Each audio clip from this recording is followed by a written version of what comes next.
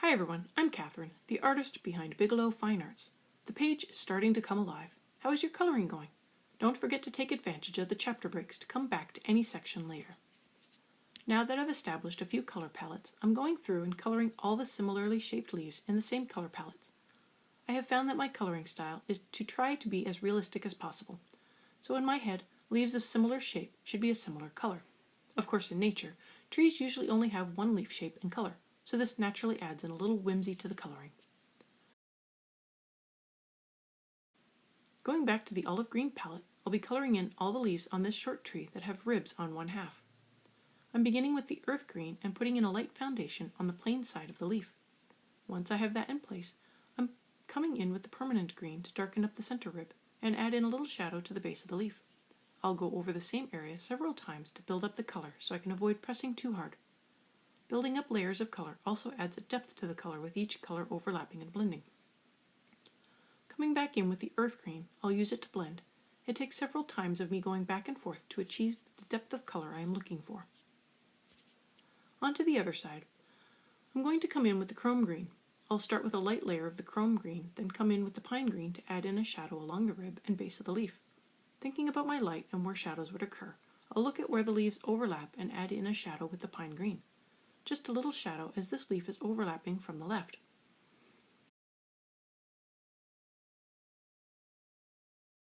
I like the underside of the leaves to be dark, so I'll hit the curl of the leaves with the pine green as well. I hit that with a medium pressure to get full coverage of the curl. At this point in the leaf, it is now a matter of touching up and refining the colors. I go back in with the different greens to touch up the shadows as well as the light greens to blend everything together.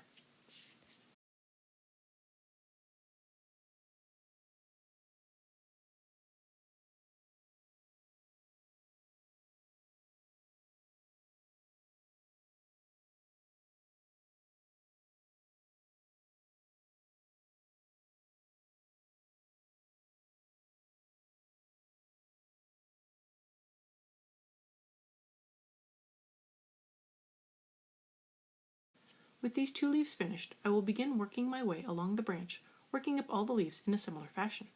I tend to make my way through one color at a time, so I will pick a small bunch and work them up together just so that I don't have to switch as often.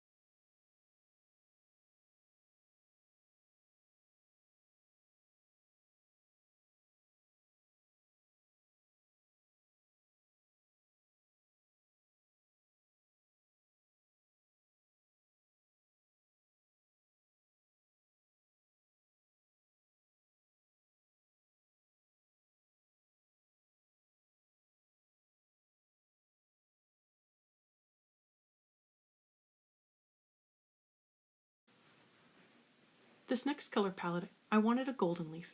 I worked up a test swatch on the info page and settled on this color combo. I began with the green gold, laying in a base of color over the entire leaf with a light pressure. There are 2 leaves on this half of the page and 2 on the other side of the owl. I'll be coloring all 4 with the same colors.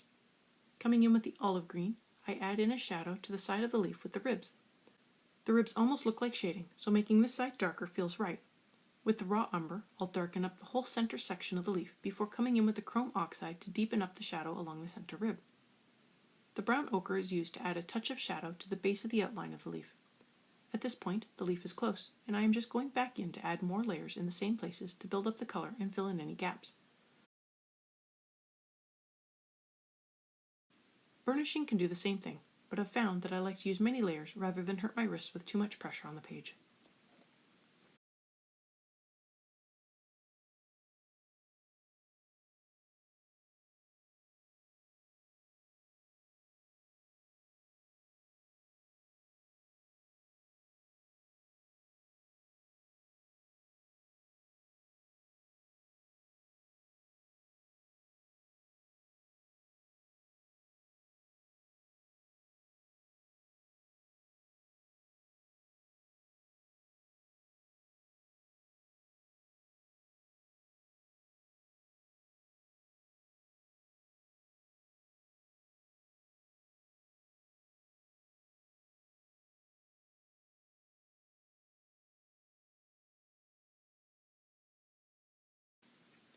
With this group of leaves finished, I moved my way back down to the small tree that had similar leaves.